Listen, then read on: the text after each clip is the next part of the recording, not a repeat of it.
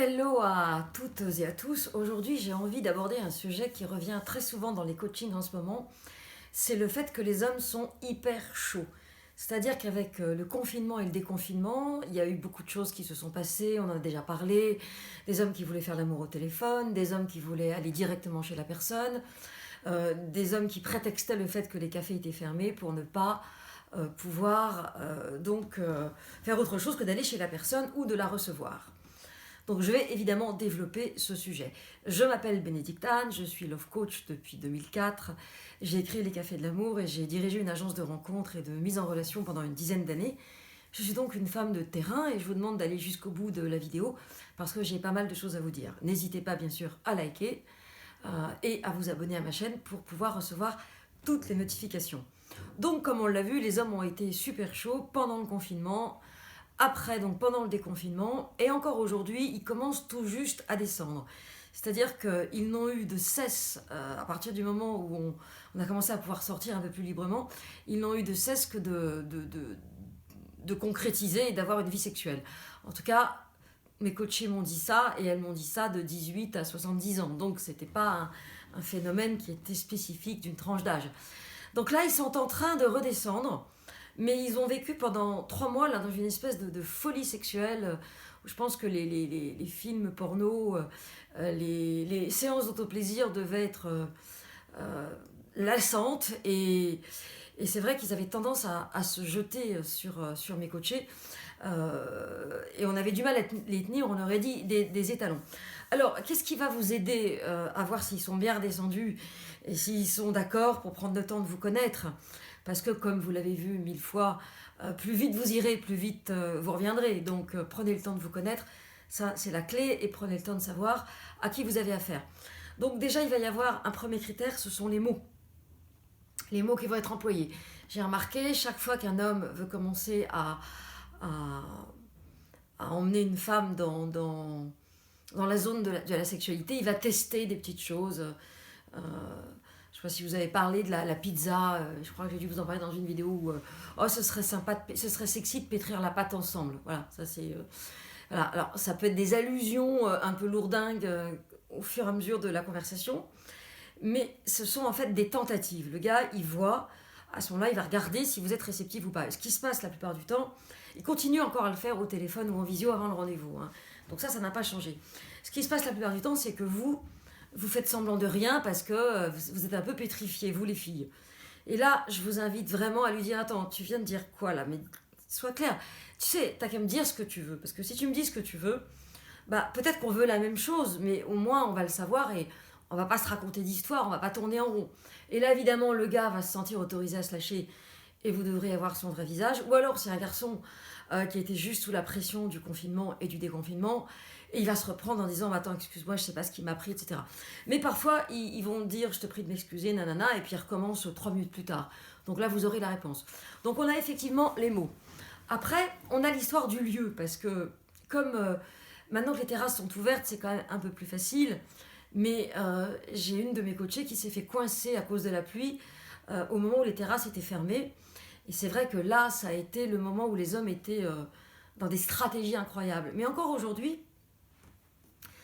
le lieu du rendez-vous, il est relié à cette espèce de stratégie qu'ils ont mis en place pendant le confinement et le déconfinement, qui était liée à la frustration. Donc, ne vous retrouvez pas en bas de chez eux. L'idéal, bien sûr, mesdames, c'est qu'ils se déplacent en bas de chez vous. N'oubliez pas que s'il a envie de vous voir, il peut quand même faire un petit effort. Mais sinon, si vous êtes partisan de la séparation et de l'égalité des sexes, vous pouvez faire un mi-chemin. En tout cas, le lieu va être intéressant parce qu'il va probablement essayer de vous embarquer, boire un dernier verre chez lui ou boire un dernier verre chez vous. C'est pour ça qu'il n'hésitera pas à venir dans votre quartier, que ça ne veut rien dire.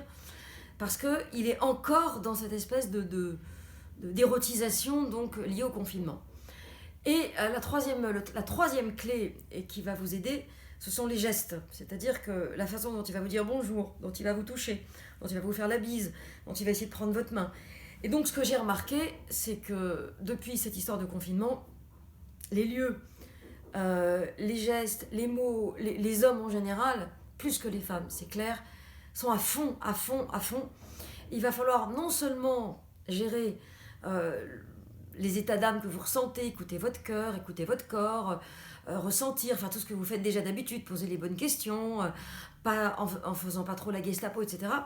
Mais en plus, mesdames, il va vous falloir gérer le côté très hot de ces messieurs qui sont tout juste à peine en train de redescendre. Donc je vous propose 2 clés, encore en plus, une fois que vous avez compris comment ils vont vous aborder. La première, c'est soit d'attendre encore un petit peu et qu'ils soient bien redescendus, c'est-à-dire, je dirais, fin juin, le temps qu'ils aient retrouvé un peu leurs esprits. Soit de bien bétonner votre rendez-vous pour ne pas avoir à passer votre date, tout le temps du date, à dire mais non, mais arrête, mais pas maintenant. En fait, à repousser quelqu'un qui va dire ah mais tu me plais, machin, et qui va être tout le temps en mode je te saute dessus. Qui n'est pas forcément son mode habituel, mais qui est vraiment lié à cette espèce d'emprisonnement. Et comme j'ai entendu ça quasiment à chaque coaching de femmes, je pense que c'est devenu quelque chose qui s'est un petit peu répandu, qui n'est pas volontaire, conscient, ils ne sont pas en train de dire ah, mais il y a leurs hormones, il y a leurs pulsions, il y a leur instinct, vous appelez ça comme vous voulez, qui les a rendus beaucoup plus rentre-dedans qu'avant. Et passer un rendez-vous avec un type qui est tout le temps en train de s'approcher de vous, avec des yeux de merlan frit, un sourire un peu limite entre le bœuf ascendant taureau, parce que derrière le bœuf, il y a le taureau, et aussi le gros lubrique, c'est franchement pas des conditions agréables, et ça s'appelle malgré tout une forme de harcèlement, même si c'est pas un harcèlement direct, même si c'est pas dans un cadre professionnel, ça reste quand même, je trouve, assez dérangeant, parce que ce que m'a raconté mes coachés, c'était lourd. Et dans un premier rendez-vous, on a envie que ce soit léger, on n'a pas du tout envie que ce soit lourd. Et c'est pour ça que je me permets de faire cette vidéo sur ce sujet, parce qu'il faut vous y préparer psychologiquement. Alors, pour contrecarrer ce que je viens de dire, et c'est ça qui est assez amusant, c'est que j'aurais pu dire ça ou j'aurais pu dire le contraire. J'ai une coachée qui a un petit bobo pas très grave, mais qui fait qu'elle est entre guillemets fragile. Et bref, elle a demandé à plusieurs dates de porter un masque et ils se sont donné rendez-vous avec leur masque. Donc à la fin, elle l'a enlevé pour lui montrer son visage et le gars lui a dit ah, c'était génial, j'ai vu que tes yeux. Et ils sont en train de redessiner une nouvelle approche amoureuse à partir du masque. Donc finalement, masque ou lubricité, tout existe. Mais ce qui est important, c'est de vous respecter vous et de ne pas accepter dès le départ un lieu de rendez-vous discutable, des gestes discutables et bien sûr des mots qui vont être des petits teasers pour savoir comment vous allez réagir. Donc le mot-clé c'est le respect, et pour se respecter il faut écouter son corps comme je vous l'ai déjà dit plusieurs fois et sentir si c'est juste pour vous ce qui est dit là ou si ça n'est pas juste.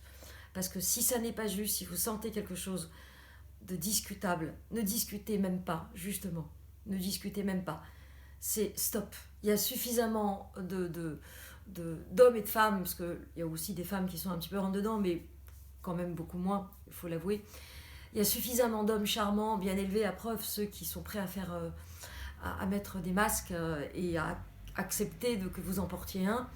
Il y a suffisamment d'hommes charmants pour ne pas vous perdre avec le premier bad boy de service qui va uniquement répondre à sa pulsion et qui n'en aura rien à faire de la part sensible de vous, parce qu'il n'est pas là pour ça, ou parce que pas avec vous, pas maintenant, ou parce que pour 1000 raisons qu'on ne va pas chercher à comprendre. Ce qui compte, comme je vous l'ai déjà dit dans une vidéo, c'est vous, maintenant, qu'est-ce qu'il veut avec vous. Alors, en conclusion, les hommes sont très chauds. Pensez à prendre le temps, pensez à vous positionner quand ils deviennent lourds, et peut-être que ça leur fera pas de mal d'être un peu remis à leur place. Peut-être qu'ils vont pouvoir accéder à une part d'eux-mêmes qui est plus au niveau du cœur qu'au niveau du sexe.